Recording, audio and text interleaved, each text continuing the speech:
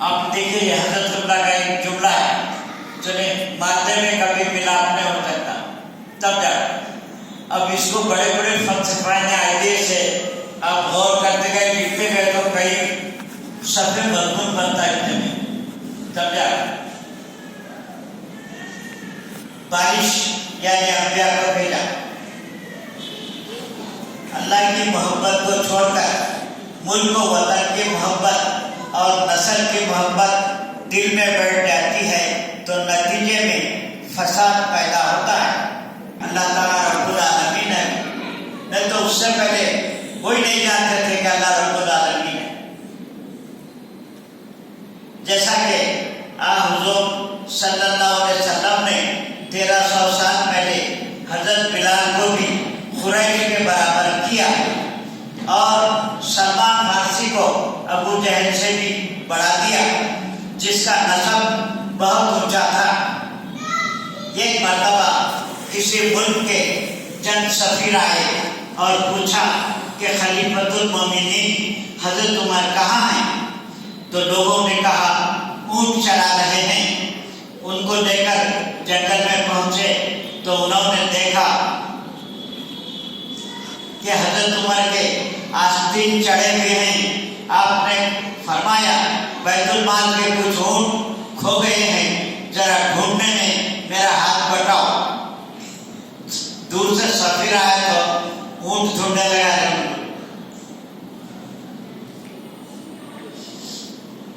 16 جون کا ہے۔ حدیثوں کو جاننے کے لیے 12 اصول ہیں۔ حضرت اللہ نے فرمایا کہ میں حنفی المذہب اس لیے ہوں کہ حنفی مذہب کی بنیادیں قرآن کریم کے اصول پر ہیں۔ رسول اللہ صلی اللہ علیہ وسلم نے فرمایا اگر کوئی حدیث قرآن کے اصول سے ٹکراتی ہے تو اس کو چھوڑ دو۔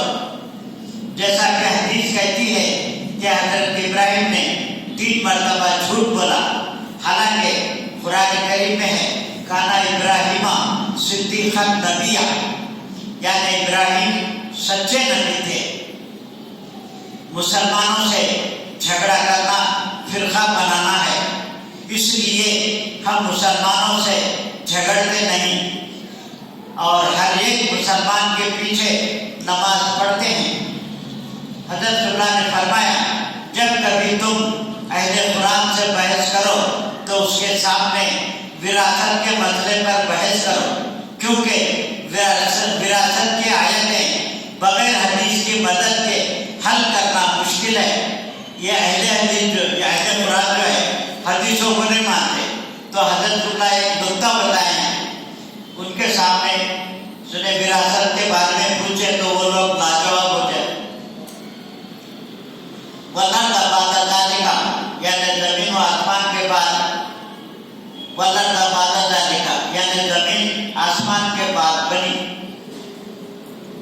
انسان کا پہلا مقام ناسوتی ہے۔ علامہ اقبال کا شعر ہے، اسی روز و شب میں الجھ کر نہ رہ جا، مقامات آہو فغاں اور بھی ہیں۔ دنیا میں 2 قسم کے جاندار ہیں، ایک زمین پر رہنے والے، دوسرے ہوا پر اڑنے والے، یعنی پرندے۔ مومن کی مثال بھی ایسی ہی ہے کہ وہ زمین سے لگا ہوا نہیں رہتا بلکہ وہ آسمانی ہوتا ہے۔ اس لیے حدیث آئی ہے مثل المومن کا مثل الطیر، یعنی مومن کی مثال پرندے کی طرح ہے۔ فجر کے بعد میں بھی تھا تو حضرت اللہ بیان فرمائے کہ ایک آدمی صبح صبح ضرورت کو جا رہا تھا، ایک ہاتھ میں پانی کا لوٹا اور ایک ہاتھ میں چھتری لے کے جا رہا۔ تو ایک دوسرے آدمی نے دیکھ کے پوچھا ارے دھوپ بھی نہیں ہے بارش بھی نہیں ہے تو چھتری لے کے کیوں جا رہا؟ تو بولا تیرے کو نہیں معلوم عیسیٰ علیہ السلام 4تھے آسمان پہ ہیں، اگر وہاں سے انہوں گندگی کرے اوپر گری تو کیا کرنا، ان کے چھتری لے جا رہا۔ یہ بول کے حضرت اللہ کیا فرمائے معلوم، عقل نہ ہوش ٹھولا مارا خرگوش۔ اس کے بعد کیا فرمائے، دیکھو باپ فضول چیزوں میں نہیں الجھنا، کیوں کہ اس سے نہ ہمارا ایمان بڑھتا ہے نہ گھٹتا ہے۔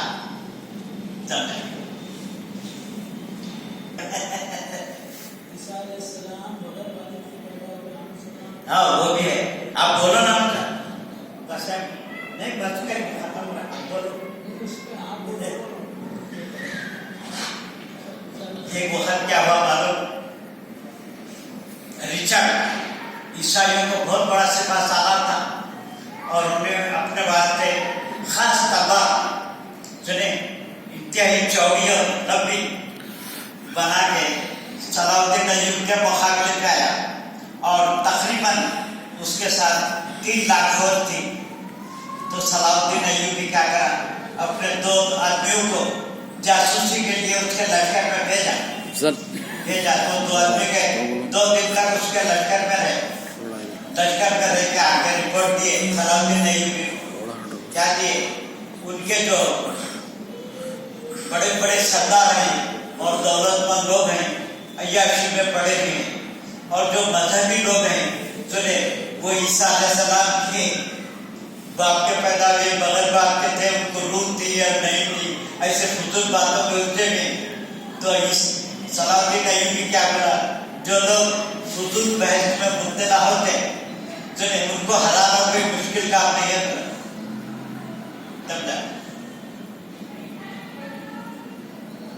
اچھا لوگوں کا اعتبار ہے کہ عیسیٰ علیہ السلام زندہ ہیں، اس عقیدے میں الجھنے سے ہم کو کچھ فائدہ نہیں۔